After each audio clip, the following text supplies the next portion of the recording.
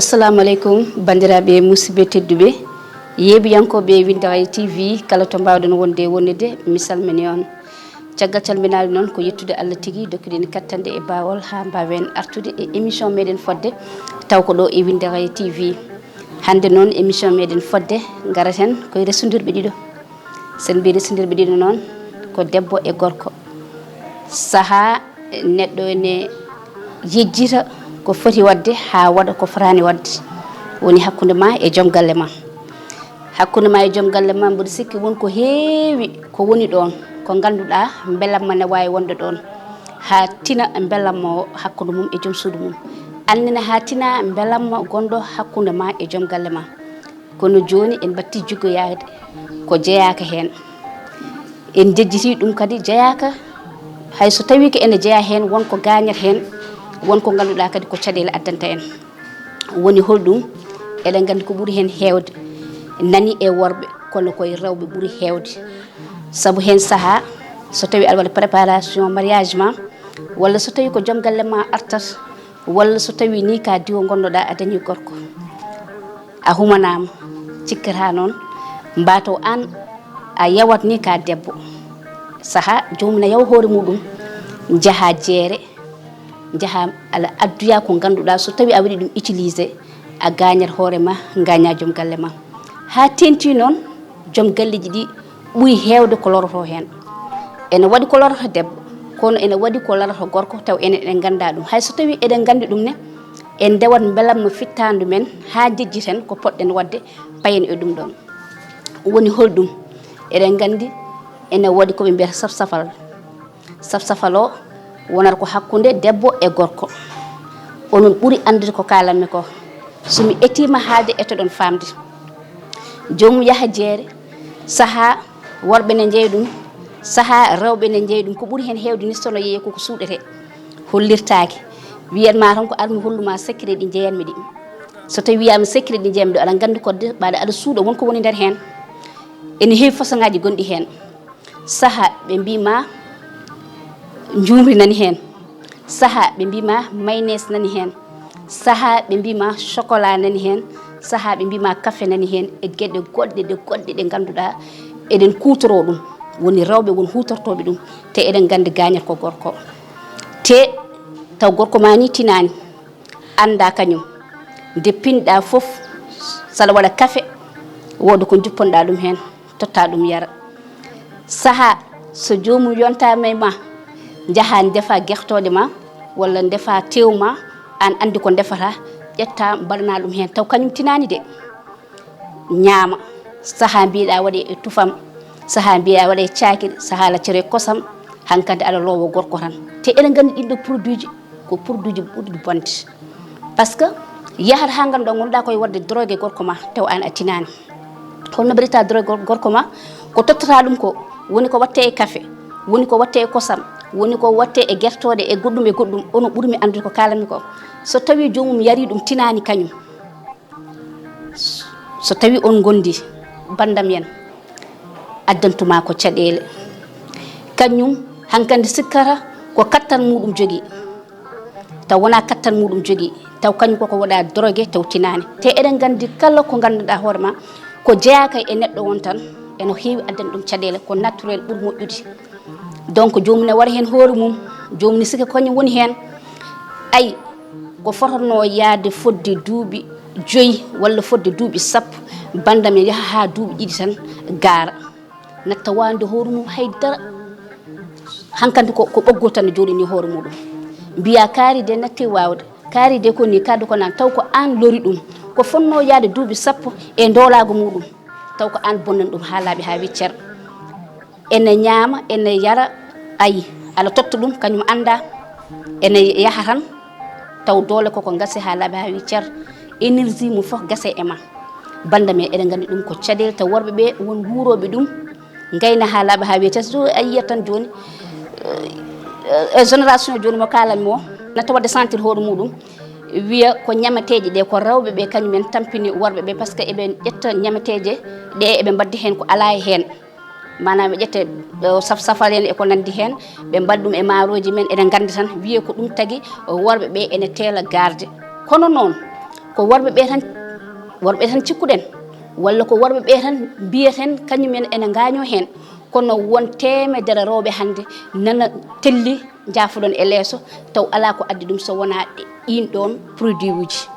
sabu a waɗa hen utilisé so tawi aɗa waɗa ɗum yataw aɗa jogani ɗum yataw aɗa jogani ɗum feere walla yataw aɗa humpiti ɗum sabu kala ko adda sa wiyama yo wat ɗum ɗo haɗama wadde ɗum ƴeew so tawi ene moƴƴe ma walla moƴƴani ma wonko yeeyete wonto yeeyete e place uji goɗɗi sa yeehi toon aɗa wawi dañde ɗum mbaɗa ɗum utilisé taw tampinta joom galle ma kono wonko aɗa soodani suuɗe taw ko ɗum tampintuma aɗa andi kay ko jarata temedere e ko jarata temedde ɗiɗi waddetake ƴetta ɗum ɗon mbiya ko maynes no mbimenani ni mbiya ko jumri mbiya ko lamɗam mbiya ko goɗɗum e goɗɗum yo wel tan a miijaki janggo e jaam ko addantuma an ƴewra tan ko belamma fittandu ma no foti hande rewɓe so tawi jowɗimi so gummima ene kessa yaade oɗon gandi ko kalanmi ko no foti rewɓe hande enen donki jogade koye mumen holko saabi ɗum saabu ene mbaɗano utilisé ko ganduɗa moƴƴani to ko ganduɗa hoorema ene gañi ɗumen taw kañumen tinanani ɗum koye mumen taw an waɗi ɗum de duttuɗa noon hankanti saaha no yimɓe dañata probléme e worɓe mumen ni saaha worɓe ɓe ko noon dañirta probléme e rewɓe mumen saaha a watta sentir debbo ma haydara saaha a ronkat dañde belamma e debbo ma jooɗoɗa no aɗa miijo holko foti wonde par ce que ko waɗano utilise ko eko hollatnoma ko wona naturel joni noon ɗum ɗon gasi ha laaɓi ha wi cer bonnima ha boni joni noon o wi omo holluma naturel taw naturel mo hollatnoma adano ko hollatnoma adana ko e joni wona gotum wona gotum par ce que wonko ɓeydanno hen joni o natti ɓeydude hen ɗum ɗon bandam en so tawi eɗen mbaɗanno ɗum e waɗoɓe ɗum mbiyanmi so tawi oɗon mbaɗa ɗum goppe wadde ɗum ene addana en caɗele ha tenti enen e rewɓe ene addana worɓe meɗen caɗele worɓe ɓe ganduɗa eɗen mbawno dusnodirde mumen sabu mbiɗen ko kaddi gurdam so tawi aɗa resodira e gorko wona balɗe ɗiɗi wona balɗe tati aɗa fiiɓi wurdude e muɗum gonɗon ha to haaɗa haaɗi oto bonlaw on ɗon kay mbeɗa sikki aɗa foti yarude hen jaam seese kono wiide aɗa profite e yontere wotere sababu ne belamma fittanduma bonnana hoore ma ko ganduɗa oɗon mbawno wurdude duuɓi sappo e joyyi walla nogas bandamen ɗum ko probléme ha arti noon e ɗannoraɓe ɓe so tawi jomum wi ɗo e lebbi ɗiɗi komi garo walla ɗo e lewru komi garo a yiyat jomum waɗa ɗum préparé ko gonga aɗa wawi wadde préparé sabu parfum aji belɗi nan ɗo cuuruyuji belɗi nan ɗo henna parfum ngaji koyɗi ɗi ganduɗa lorata joomum nan ɗo henna guude labɗe cer daneje tal nan ɗo darbuji labɗi daneji tal nan ɗo nusitaji machallah kala ko ganduɗa ene welno fittandu gorko nan ɗo henna taw wona produit uji ɗi ganduɗa koko loranma kono a yiyat jomum ƴetta fodde ujunnaje sappo bonno ɗum de e kikiɗe goto kadi gueɗel foof cooda hen an ɗen ɗo gueɗe ɗe fof ɗe coɗɗa fof aɗa wawi ɗum wadde utilisé so tawi gorko ma ko 1 mois waɗata ɗo so tawi gorko ma ko 15 jours waɗata ɗo so tawi gorko ma ko lebbi ɗiɗi waɗata ɗo hen aɗa andi a wawa ɗum utilisé foof cooda produit ɗi ganduɗa eɗen moolo Allah hande mbiya nayi dëgër mbiya duma bayi mum sedd mbiya kay fi tawi bu tedde du jog e goɗɗum ɓurani on andude oɗon gandi ko kalanmi ko jaaha tan jowa hen ha heewa jomum hay so tawi yiiɗino wondude ma 15 jours balɗe ɗiɗi wondata e ma gara mbiya hankkadi oɗo so lelima tan ɗanoto holko saabi so lelima ɗanoto par ce que ka tampinde ɗum ka baɗɗo ɗum drogué ha gandanɗa hoorema ko waɗata ko tayani ɗum ɓurta dole mum ɗe waɗannoɗe a woppat ɗum wona naturel gurdam mon belɗam gurdan e dow sutura gurdan e dow bellamma taw ɗum ɗon jeeyaka hen par ce que kala ko jeeyaka hen so tawi aɗa wi aɗa waɗa ɗum hen tan tampino joom galle ma ɗum noon dentuɗen ɗinɗon produit uji mbaɗen naturel debbo ne wawi fendude hoore muɗum taw jiggoyaki produit ɗi ɗi mbiyanmi taw ko produit ji moƴƴi ɗi ganduɗa ko ɗo tawɗen ɗum guila e taniraɓe men jatiraɓe meɗen taw ala danger goto gonɗo hen qualité nan ɗo ko ɓuɗɗum moƴƴude ala qualité tan oɗon gandi qualité ene moƴƴi so tawi aɗa waɗi ɗum utilisé woni an woni joom galle ma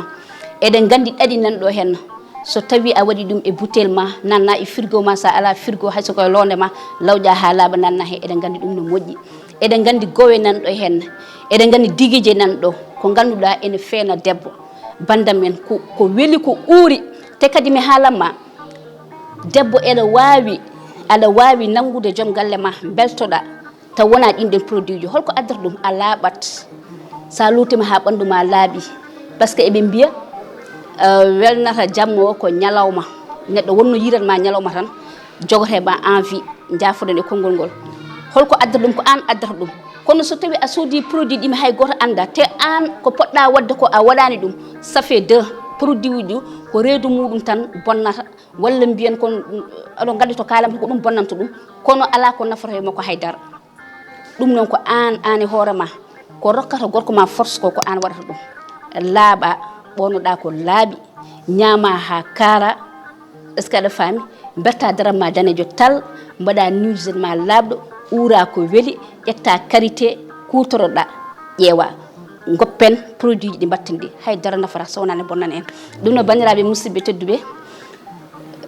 mi salmini on moni kala to wawi wonde e wonirde onon ko noon tigui bandiraɓe musidɓe tedduɓe yeeɓiyankoɓe Windagaya TV hande ko ɗum min gaddonno on hakkude debbo e gorko ha tenti noon so debbo waɗani fodde mum yaaha ene adduya produit ji ɗi ganduɗa waɗa ɗum utilisé ha gaño joom galle mum walla kañum ha gaño hen ko ɗum min gaddonno on yen denti ɗum ɗon moƴƴani